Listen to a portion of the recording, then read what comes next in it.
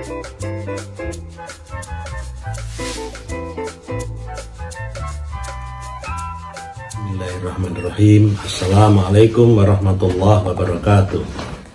Alhamdulillahirabbil alamin wassalatu wassalamu ala asrofil anbiya'i wal mursalin wa ala alihi wa ashabihi ajmain. Amma ba'du. Wa qala Allah ta'ala fil Qur'anil Karim, a'udzu billahi minasyaitonir rajim. Wala taqfu ma laisa laka bihi ilmun fala tutihuma innas sam'a wal basar wal fuad kullu ulaika kana anhu mas'ula. Asyhadu an la ilaha illallah wahdahu la syarikalah wa asyhadu anna Muhammadan abduhu wa rasuluh.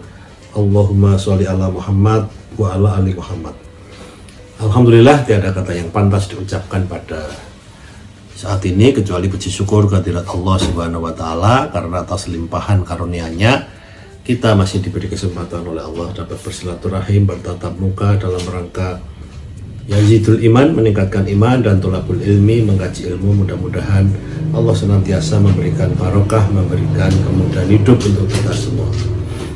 Sholawat dan salam senantiasa disampaikan kepada junjungan kita Nabi besar Muhammad Sallallahu Alaihi Wasallam, juga kepada para sahabatnya, kepada para tabi'in, kepada tabi'in, para syuhada, serta kaum muslimin seluruhnya. Karena atas jasa mereka, perjuangan mereka, dakwah mereka, Islam masih tegak di bumi ini, sehingga kita masih dapat merasakan nikmatnya iman, nikmatnya Islam dalam menjalani kehidupan keseharian kita. Pada kesempatan kali ini kita akan melaksanakan atau membahas dialog Ramadan, yaitu menjawab pertanyaan-pertanyaan daripada audien, yaitu ada beberapa hal yang perlu kita bahas di sini. Yang pertama, ada pertanyaan tentang apa yang dimaksud dengan tadabbur Quran. Jadi di bulan Ramadan ini kan salah satu amalan yang diutamakan adalah tadabbur Quran, mengkaji Al-Quran. Jadi yang dimaksud dengan tadabbur Quran ini adalah sebagaimana yang diterangkan di dalam surat Al-A'raf ayat 204. A'udzubillahi minasyaitonirrajim. Wa idza quri'al Qur'an fastami'u lahu wa ansitu la'alakum turhamun. Ketika dibacakan ayat Al-Quran atau ada yang membaca ayat Al-Quran, hendaklah yang lain mendengarkan dan memperhatikan isinya agar kalian mendapatkan rahmat Allah. Jadi Al-Quran itu diturunkan bukan sekedar bahan bacaan ya, tetapi Al-Quran itu adalah petunjuk hidup. Jadi di dalam surat Al-Baqarah ayat 2 dinyatakan dalikal kitab la raiba fihi hudalil muttaqin. Inilah kitab yang tiada keraguan sedikit pun di dalamnya, petunjuk bagi orang-orang yang bertakwa. Jadi Al-Quran itu mestinya dibaca, dipelajari isinya agar menjadi petunjuk hidup. Atau kalau dalam ayat 185 surat Al-Baqarah, dia sebagai furqan. Syahrul Ramadan alladzi unzila fihil Qur'an hudal linnas wa bayyinatin minal huda wal furqan. Ya, jadi penanya yang pertama itu adalah Ibu Septiningrum, menanyakan apa yang dimaksud dengan tadabbur Quran adalah mengkaji Al-Quran sehingga Al-Quran itu bisa diamalkan. Jadi Al-Quran itu adalah teks, maka mengkaji Al-Quran itu adalah mencari konteksnya, bagaimana pengamalannya dalam kehidupan keseharian. Nah, tentunya setiap orang bisa jadi ketika mengkaji itu bisa berbeda-beda. Itu tidak masalah, yang penting kita tidak merasa paling benar pemahaman kita. Jadi kalau kita mau membandingkan atau mau sharing dengan tadabbur dengan yang lain, maka nanti akan ketemu pemahaman yang wasaton, yang di tengah-tengah. Itulah yang diajarkan oleh Rasulullah. Jadi janganlah kita merasa paling benar pendapatnya, karena kalau teks Qurannya itu jelas benar, tapi kalau pemahamannya itu pasti subjektif karena orang per orang berbeda, pengalamannya berbeda dan sebagainya. Oleh karena itu kita tidak usah menutup diri. Jika kita memahami sesuatu ayat, kemudian ketemu orang lain dan pemahamannya berbeda, lalu justru ini kita bandingkan, untuk menambah hasanah. Ini berkaitan dengan tadabbur Quran. Kemudian yang kedua, pertanyaan dari Ibu Khairiyah. Kalau seorang wanita atau perempuan berolahraga di rumah dengan senam, tetapi di video senam kan musik dan lagunya tidak islami atau bukan musik religi. Nah, bagaimana? Karena belum ada senam yang dengan musik religi. Sekian, terima kasih. Ya, jadi musik itu adalah sesuatu hal yang mubah, jadi dibolehkan. Ya, jadi hukum dasarnya itu musik bukan sesuatu yang haram, ya, tetapi dia boleh. Nah, dia menjadi haram manakala dampaknya itu muncul kemaksiatan. Jadi dengan musik itu lalu orang berjoget-joget yang seronok, ya, atau orang menghayal yang maksiat, itu baru musik itu akan menjadi haram. Jadi tidak ada musik yang haram, ya, kecuali dampaknya itu menimbulkan kemaksiatan. Jadi yang haram itu bukan musiknya, ya, tetapi syairnya biasanya, ataupun gaya yang muncul akibat dari musik itu. Jadi oleh karena itu ketika seorang ibu senam, ya musik apa saja silahkan. Jadi karena musik itu bukan sesuatu yang haram, tapi dia mubah. Walaupun mungkin ada pendapat yang yang sangat tegas atau sangat keras bahwa sama sekali musik itu haram. Ya, padahal di zaman Rasulullah itu selalu mengambil keputusan yang tengah-tengah, yang wasaton. Jadi kalau lagi pengajian ada musik, ya jelas itu tidak pada tempatnya. Tetapi ketika ada pernikahan misalnya, maka pernah suatu saat, ya, tidak ada musik, maka justru Rasulullah kok tidak ada iringan musiknya ini, gitu kan. Ya, kalau jenis-jenis musik lalu memang berkembang, ya. Kalau zaman dulu rebana, sekarang mungkin pakai biola, pakai saksofon dan sebagainya, tidak masalah, ya. Jadi intinya silahkan kalau mau senam pakai musik apa saja, ya. Ngarang sendiri juga boleh. Jadi yang penting syairnya itu bukan syair yang membuat munculnya kemaksiatan, atau isi syairnya itu adalah yang bermaksiat. Kemudian yang ketiga dari Bapak Kusnadi. Apa yang menyebabkan kita merasa berat dan begitu terpuruk dengan kondisi seperti sekarang ini, dengan adanya virus corona atau pandemi virus corona yang membuat kebijakan PSBB, pembatasan sosial berskala besar, sehingga kita sulit kemana-mana. Kalau dibandingkan dengan Rasulullah dulu yang pernah diboikot oleh orang-orang Quraisy di Mekah, maka sebetulnya tidak ada bandingannya. Tetapi mengapa kita yang baru dibatasi demikian ringannya sudah merasa terpuruk? Ini memang menyangkut latihan, ya.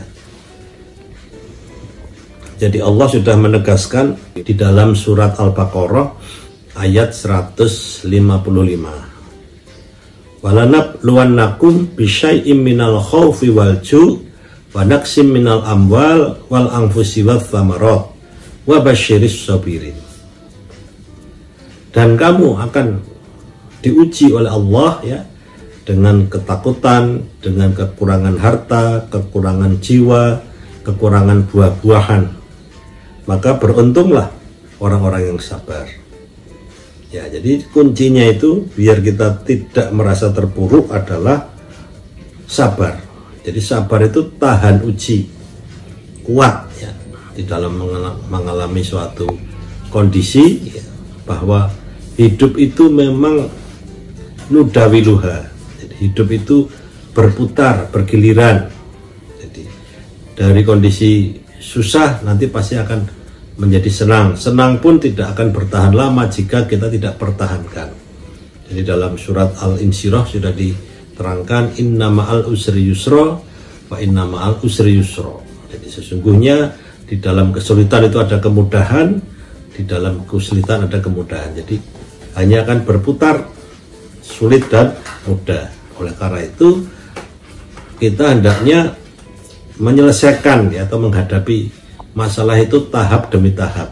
Wa idza rabbika fansab, maka kerjakanlah problemmu atau selesaikan masalah itu tahap demi tahap, jangan ditumpuk.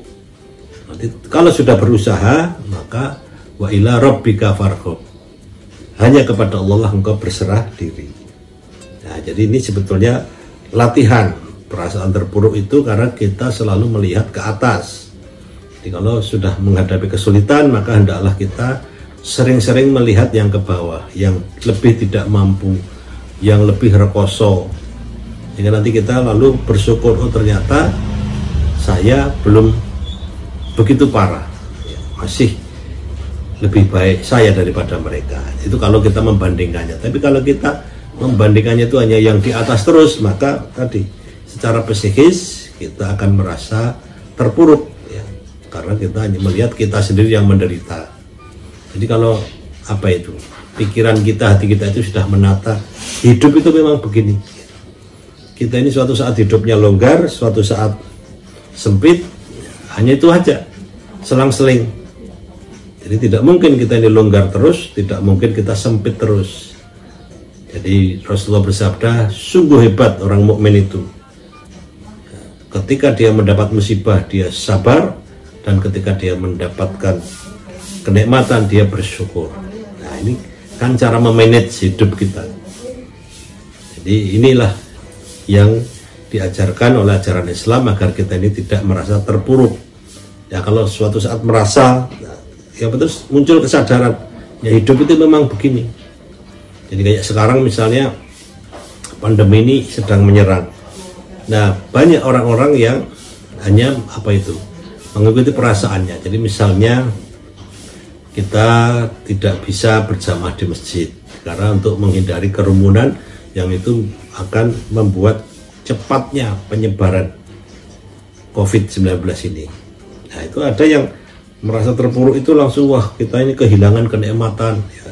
Kita ini lebih takut kepada COVID daripada kepada Allah gitu. Padahal kita juga kalau ketemu harimau juga takut, ketemu ular takut. Kenapa nggak bilang kenapa kita lebih takut kepada ular, lebih harimau? Nah, itu ketakutan-ketakutan yang manusiawi sebetulnya, karena ini membahayakan dan Allah mentolerir. Jadi ketika ada bahaya ya hindarilah. Makanya Nabi dulu tegas ya. Jadi kalau ada suatu daerah itu terkena pandemi penyakit, maka Rasulullah, orang yang di dalam daerah ada wabah penyakit itu tidak boleh keluar dari daerahnya. Orang dari luar daerah tidak boleh masuk ke daerah itu. Nah, ini nggak pernah diperhatikan oleh umat Islam. Jadi selalu membandingkannya itu, kalau ke masjid tidak boleh, tapi kenapa ke mall boleh gitu kan? Seolah-olah ini memprovokasi umat Islam. Ayo kita ke masjid aja, karena kalaupun mati gara-gara berjamaah kan juga itu mati syahid misalnya. Nah, ini artinya tidak ikhtiar. Jadi inilah yang dimaksud. Jadi perasaan terpuruk itu karena kita selalu menganggap hidup itu harus sukses. Tidak, hidup itu kadang sukses, kadang gagal. Jadi itu nudawiluha. Oleh karena itu yang paling penting kita ini bisa menata hati. Ketika kita sedang terpuruk, maka kita sabar. Oh, ini bagian dari ujian tadi. Beruntunglah orang-orang yang sabar, karena Allah sudah menyatakan memang kita ini akan diuji dengan kekurangan harta, kekurangan buah-buahan, kekurangan jiwa, orang yang meninggal dan sebagainya. Maka beruntunglah wabasyiris sobirin. Beruntunglah orang-orang yang sabar. Sabar itu berusaha ya untuk menerima keadaan dan berusaha untuk memperbaiki keadaan. Nah, ini pertanyaan yang dari Bapak Kusnadi. Kemudian ada pertanyaan berikutnya, seorang ibu yang menyusui itu yang seperti apa yang mendapat rukhsah atau keringanan untuk tidak berpuasa? Apakah harus mengganti dan membayar fidyah atau salah satu saja? Ya. Jadi yang namanya rukhsah itu keringanan. Jadi ibu menyusui yang mendapatkan keringanan untuk tidak berpuasa adalah ibu yang menyusuinya itu ad libitum. Jadi menyusuinya itu memang anaknya itu belum diberi makanan tambahan. Jadi makanan pokok dari anaknya itu adalah ASI. Nah, itu namanya menyusui dan itu diberi rukhsah. Ibu tersebut ketika menyusui maka boleh tidak berpuasa dan cukup membayar fidyah karena rukhsah keringanan. Jadi mungkin ada juga pendapat yang membayar fidyah tapi nanti juga ketika sudah lepas HP lalu mengqadha atau membayar hutang. Ya itu lalu jadi tidak rukhsah kalau begitu. Nah, jadi lebih tepatnya ketika dia membayar fidyah itu kewajiban berpuasanya sudah gugur. Nah, ketika dia mempunyai kelonggaran untuk mengqadhanya, maka hukum mengqadha itu adalah menjadi sunnah. Jadi kalau dilakukan mendapatkan pahala, kalau tidak dilakukan ya tidak berdosa, tetapi tidak mendapatkan pahala. Nah, ini berkaitan dengan rukhsah bagi ibu yang menyusui. Jadi kalau anaknya ngempeng misalnya gitu ya, sudah setahun lebih cuman ngempeng doang, itu sudah tidak ada fasilitas rukhsah apa itu tidak berpuasa. Sebab kadang-kadang juga kalau tidak diperjelas begitu. Jadi anaknya ini sudah makanan tambahan ya, tapi juga masih nyusu. Nah, itu lalu ibunya tidak berpuasa dengan tadi fasilitas boleh tidak berpuasa. Jadi yang boleh tidak berpuasa dan membayar fidyah adalah ibu menyusui yang menyusuinya itu adalah ad libitum. Jadi menyusuinya itu khusus anaknya itu dan belum ada makanan tambahan untuk anaknya. Kemudian yang berikutnya dari Agus Trianto ya, ini jauh dari Haji Bareng sana. Kronologi puasa tahun lalu belum sempat nyaur atau membayar hutang dan belum bayar fidyah karena masih bingung. Sempat mau nyaur hutang atau membayar hutang tetapi anak jadi rewel dan panas. Ibunya juga gak enak badan atau lemas ketika berpuasa.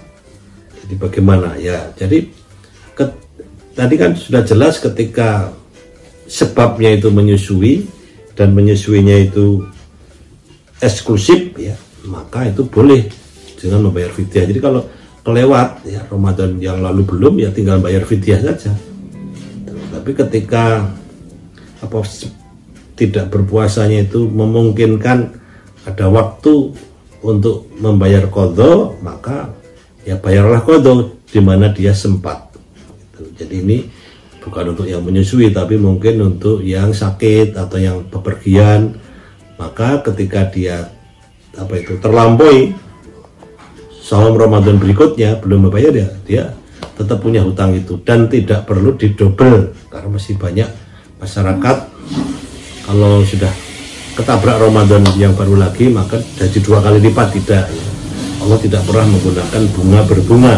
Tetap ada yang belum dibayarkan ya tinggal berpuasa, tapi kalau membayarnya bisa dengan fidyah silakan fidyah kapanpun walaupun sudah kelewat. Cuman bedanya itu membayar fidyah di waktu bulan Ramadan pada saat bulan dia tidak berpuasa itu memberi makan sehari itu ya 2 kali, tapi kalau dibayar setelah Ramadan lewat maka dia harus memberi makan 3 kali.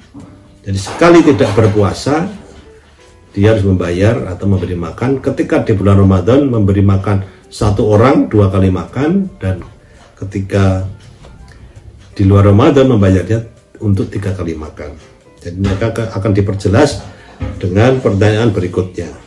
Jadi pertanyaan berikutnya tentang fidyah bagi orang yang sakit, hamil karena tidak bisa melaksanakan puasa di bulan Ramadan. Jadi sakit yang dimaksud ini yang bisa membolehkan untuk fidyah adalah sakit berkepanjangan. Jadi sakit berat yang sepanjang tahun dia sakit, jadi maka dia boleh tidak berpuasa dengan mengganti fidyah. Hamil juga ketika hamilnya berat tidak bisa berpuasa, dia juga menggantinya dengan fidyah. Nah pertanyaannya, apakah fidyah itu bisa didistribusikan berupa makanan siap santap atau diberikan langsung kepada orang-orang miskin untuk berbuka puasa atau dalam bentuk uang. Kalau uang khawatirnya buat beli rokok atau barang lain. Ya, jadi kita baca dulu rujukannya di dalam surat Al-Baqarah ayat 184. Di sana Allah berfirman, ayyamam ma'dudat faman kana minkum maridun aw ala safarin fa iddatum min ayyamin ukhra wa 'alal ladzina yutiqunahu fidyatun ta'amu miskin faman tatawwa khaira fa huwa khairul lah wa antasumu khairul lakum in kuntum ta'lamun. Artinya ada beberapa rusuh, beberapa hari yang tertentu, maka mereka yang diantara kamu ada yang sakit atau dalam perjalanan lalu ia berbuka, maka dia wajib baginya berpuasa sebanyak hari yang ditinggalkan itu pada hari yang lain. Dan wajib bagi orang-orang yang berat menjalankannya atau uzur, jika mereka tidak berpuasa, membayar fidyah, yaitu memberi makan seorang miskin. Barang siapa yang dengan kerelaan hati mengerjakan kebajikan, maka itulah yang lebih baik baginya, dan berpuasa lebih baik bagimu jika kamu mengetahui. Ya, jadi di sini ada keringanan rukhsah ya, yang bisa tidak berpuasa itu adalah orang yang sakit, orang yang bepergian. Jadi kalau sakit dan bepergian ini wajib mengqadha.